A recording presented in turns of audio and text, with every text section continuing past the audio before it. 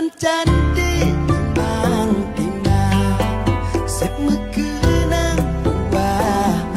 Nah, justru Agaminong Banda Aceh akan lebih fokus juga terhadap bagaimana membangun integritas dari anak mudanya gitu ya. Mereka ada di sini ya, mereka yang memang bukan hanya cantik dan tampan dari sisi wajah, tetapi juga punya kemampuan skill, multi talent yang dimiliki juga dari ilmu pengetahuan. Nah, ini lebih komprehensif dan kemudian bagaimana spiritualitas yang tinggi, sehingga baik dari EQ, dari sisi emosional, spiritual, semua ini bisa terpadu dan sehingga dia bisa menunjukkan sosok yang berbeda dengan yang lainnya.